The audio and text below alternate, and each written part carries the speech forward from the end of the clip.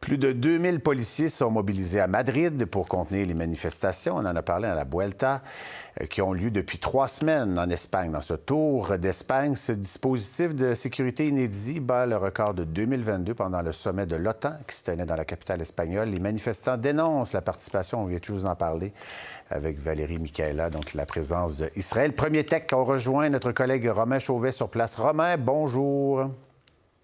Bonjour Olivier.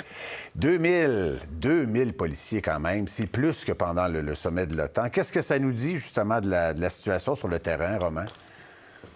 Oui, bien, je vous dirais d'abord, Olivier, vous voyez derrière moi, c'est assez calme parce que ça va débuter ce tour-là et cette arrivée ici, cette finale de ce Tour d'Espagne de cyclisme plus tard, en fin de journée. Alors, vous voyez, pour l'instant, c'est assez calme, mais ce que ça nous dit, c'est que vraiment, ces 3 dernières semaines ont été sous forte tension. Écoutez, pratiquement à tous les jours, Olivier, lors de cette course, eh bien, il y avait des protestations, des manifestants pro-Palestine qui venaient perturber donc le déroulement de cette compétition, comme vous le mentionniez, pour s'opposer à la participation notamment de cette équipe Israël Premier Tech, du milliardaire québécois Sylvan Adams. Et donc, je vous dirais, vous voyez, l'entendez derrière moi, on voit un fort dispositif de sécurité ici à Madrid, à la fois des policiers nationaux, municipaux, la garde civile également qui est mobilisée parce qu'évidemment, les autorités craignent de voir une situation similaire aujourd'hui lors de cette course. Il y a d'abord eu au cours des dernières heures beaucoup d'appels à manifester de groupes pro-Palestine. Alors il faudra voir comment tout ça va évoluer ici dans les prochaines heures à Madrid. Oui, tout à fait. Vous dites actuellement que c'est calme et les manifestations donc, sont prévues. Il y a eu des débordements, on l'a vu, le tour même qui a été arrêté plusieurs fois. Est-ce qu'on s'attend là, actuellement, qu'est-ce qu'on entend? Est-ce qu'on s'attend à ce qu'il y ait des débordements également? Là?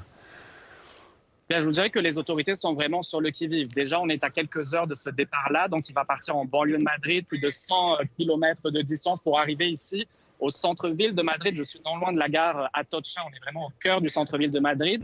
Les cyclistes vont faire 9 fois le tour de la capitale espagnole. Alors ça ajoute là aussi des risques. On a réduit hier de 5 kilomètres ce parcours aujourd'hui pour éviter justement de voir ce genre d'événement. Mais je vous dirais que oui, les autorités s'attendent à voir quand même des manifestants. Plusieurs milliers, c'est ce qu'on nous disait, parce qu'évidemment, vous comprendrez, Olivier, que c'est difficile de sécuriser plus de 100 kilomètres tout au long de cette course-là. Mais il y a quand même des rues, pratiquement toutes les rues du centre-ville de Madrid qui sont quadrillées, fermées depuis plusieurs jours déjà. Alors, je vous dirais que oui, ce dispositif de sécurité, c'est du jamais vu pour Madrid, vous le disiez d'entrée de jeu. C'est assez impressionnant sur place et on voit déjà des gens ici avec des chandails à l'effigie de la Palestine ou des gens avec des pancartes également avec des messages. Alors, vous voyez que déjà, on sent quand même cette tension-là ici au cœur de Madrid. Oui, et on l'a dit, vous l'avez bien répété, donc un dispositif de sécurité qui est plus important que lors du sommet de l'OTAN. Qu'en pensent les habitants là-bas à Madrid? Je vous dirais que quand même en Espagne, on sent la cause palestine. Tout le monde s'accorde, la majorité des gens en espagnol s'accordent pour défendre les Palestiniens et tout ce qui se passe là-bas sur place. Vous savez, l'Espagne, Olivier, ça a été l'un des premiers pays qui a reconnu l'État de Palestine déjà l'an dernier. Gouvernement socialiste. Semaine après... Oui, absolument. Le Premier ministre de gauche. Vous savez, il y a beaucoup de tensions, particulièrement dans les dernières semaines entre l'Espagne et Israël.